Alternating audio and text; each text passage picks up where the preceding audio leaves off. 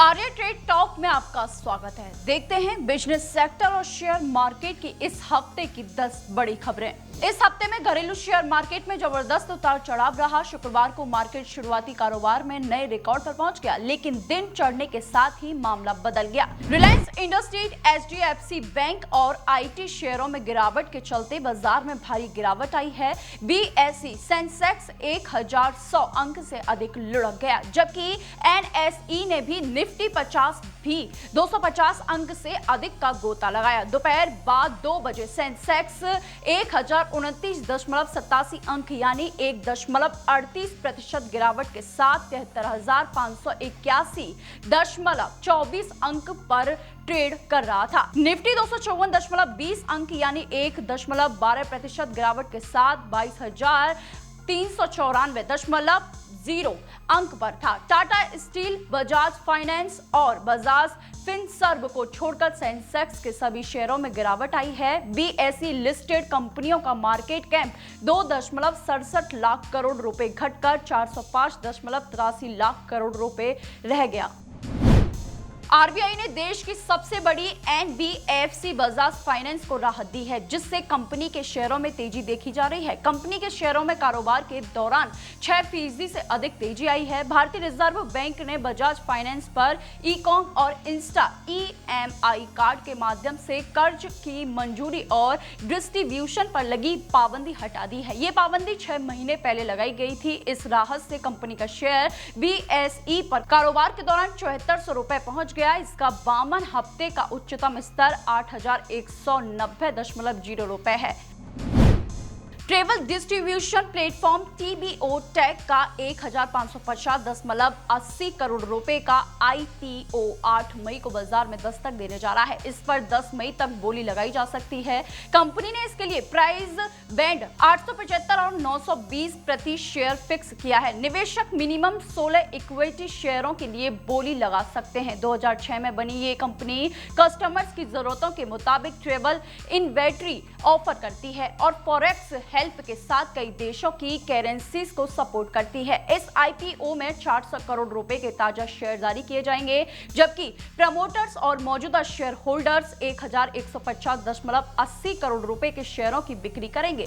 Promoters और मौजूदा share holders offer for sale के जरिए 1,25,08,797 इक्विटी शेयरों की बिक्री करेंगे। दिल्ली की ये कंपनी इस आईपीओ से मिली राशि का इस्तेमाल सप्लायर और बायर बेस बढ़ाने में करेगी। Company hotel, airlines, car, retails, transfer, cruise, insurance और रेल कंपनियों को सेवाएं देती है। साथ ही कंपनी ट्रेवल एजेंसियों और इंडिपेंडेंट ट्रेवल कस्टमर्स जैसे रिटेल ग्राहकों तथा कॉर्पोरेटर कस्टमर को भी सेवा देती है। यदि आपको हाउसिंग फाइनेंस सेक्टर में रुचि होगी तो आप इस कंपनी को जानते होंगे। जी हां, इस कंपनी का नाम है आधार हाउसिंग फाइनेंस लिमिटेड। ये कंपनी पूंजी बाजार से 3,000 करोड़ रुपए जुटाने की तैयारी में है। आधार हाउसिंग फाइनेंस का आईपीओ अगले बुधवार यानी 8 मई को खुल रहा है। इस आईपीओ में आप 10 मई यानी शुक्रवार तक बोली लगा सकते हैं। इस आईपीओ का प्राइस बैंड 300 रुपए से 315 रुपए तय किया गया है। कंपनी की योजना आईपीओ के जरिए 3,000 करोड़ रुपए जुटाने की है। इसमें से 1,000 करोड़ रुपए के फ्रेश शेयर जारी किए जाएंगे, जबकि 2,000 करोड़ रुपए ऑफर फॉर सेल के जरिए जुटाए जाएंगे। देश के सबसे महंगे शेयर एमआरएफ को पिछले 2 बार से सोशल मीडिया पर मीम्स का सामना करना पड़ रहा था। इसकी वजह यह थी कि कंपनी ने प्रति शेयर 3 रुपए डिविडेंड की घोषणा की थी, लेकिन इस बार कंपनी ये बदलने जा रही है। एमआरएफ ने फाइनेंशियल ईयर 2024 के लिए प्रति शेयर 194 रुपए का फाइनल डिविडेंड देने की घोषणा की है। इस तरह कंपनी इस फाइनेंशियल ईयर में प्रति शेयर कुल 200 रुपए का डिविडेंड देने जा रही है। कंपनी ने 2 बार 3-3 रुपए का अंतरिम डिविडेंड दिया था। एमआरएफ देश में टायर बनाने वाली सबसे बड़ी कंपनी है और दुनिया की टॉप 20 टायर कंपनियों में शामिल है। ये दोपहिया वाहनों से लेकर फाइटर विमानों के लिए टायर बनाती है। बोफा सिक्योरिटीज की एक रिपोर्ट में संकेत दिया गया है कि भारतीय दूरसंचार क्षेत्र 4 जून को लोकसभा चुनाव परिणाम के बाद दरों में करीब 20 से 25% की बढ़ोतरी कर सकता है, जबकि पहले 10 से 15% वृद्धि का अनुमान जताया गया था। बोफा सिक्योरिटीज का कहना है कि इस फीस बढ़ोतरी से नकदी प्रभाव में सुधार आएगा, जिससे भारतीय दूरसंचार कंपनियों को ज्यादा मार्जिन वाला ब्रॉडबैंड बढ़ाने और नई डेटा पेशकश करने में मदद मिल सकेगी। एक बार जब दूरसंचार कंपनियों की 20 से 25% की शुल्क बढ़ोतरी को उपभोक्ता स्वीकार कर लेंगे तो ये कंपनियां अगले 12 महीनों में बढ़ोतरी का एक और दौर ला सकती हैं, जिससे कि वे अपने 5G निवेश से कमाई कर सके। इस बीच बाजार में प्रमुख दूरसंचार कंपनियों के शेयरों में अच्छी तेजी देखी गई है। एसीई इक्विटी के आंकड़ों से पता चला है कि जहां वोडाफोन आइडिया बीएसई पर पिछले एक साल में 52% चढ़ा है, वहीं सुनील मित्तल के स्वामित्व वाली भारतीय एयरटेल का शेयर 65% उछला। आंकड़ों के अनुसार इस दौरान it's tower 125%, MTNL 93%, Tata communication 38% और टाटा टेली सर्विसेज 32% तक चढ़े। लगातार 2 साल तक 2 अंकों में बढ़ने के बाद पिछले वित्त वर्ष के दौरान भारत के सेवा निर्यात की रफ्तार सुस्त पड़ गई और 3 साल में सबसे कम रही।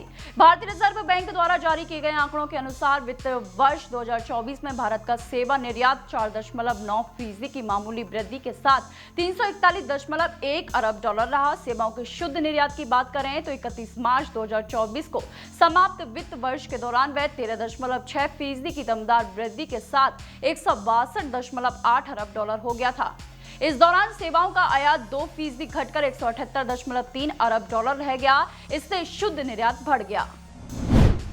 Gift international financial services centre में स्थापित और बाजार नियामक सेबी के साथ रजिस्टर्ड विदेशी पोर्टफोलियो निवेशकों और ऑफशोर डेरिवेटिव इंस्ट्रूमेंट जारी करने की अनुमति दी गई है। इन ओडीआई को पार्टिसिपेटरी नोट्स के नाम से जाना जाता है। इस समय गिफ्ट सिटी के लिए एकीकृत नियामक international financial services centre authority ने बैंकिंग इकाइयों को पी नोट्स जारी करने की अनुमति दे रखी है। अडानी ग्रुप के फ्लैगशिप कंपनी अडानी एंटरप्राइजेज समेत ग्रुप की 6 कंपनियों को मार्केट रेगुलेटर एससीबीआई ने कारण बताओ नोटिस भेजा है। इन कंपनियों पर ट्रांजैक्शन और लिस्टिंग रेगुलेशन के नियमों के कथित उल्लंघन के आरोप हैं। Adani ports and special economic zone, Adani energy, Adani power, Adani Wilmar और अडानी टोटल गैस ने अपनी एक्सचेंज फाइलिंग में इस बात की जानकारी दी है। अडानी एंटरप्राइजेज ने बताया है कि 31 मार्च को समाप्त तिमाही के दौरान उसे 2 कारण बताओ नोटिस मिले हैं। ये नोटिस हिडनबर्ग रिसर्च की ओर से लगाए गए आरोपों की जांच के बाद security exchange board of India ने जारी किए हैं। दूसरी तरफ देश के सबसे बड़े बिजनेसमैन गौतम अडानी की अगुवाई वाला अडानी ग्रुप अब फिलीपींस में अपना कारोबार बढ़ाने की तैयारी कर रहा है। अडानी ग्रुप इस देश में पोर्ट्स, एयरपोर्ट्स, पावर और डिफेंस सेक्टर में निवेश करने की संभावनाएं तलाश रहा है।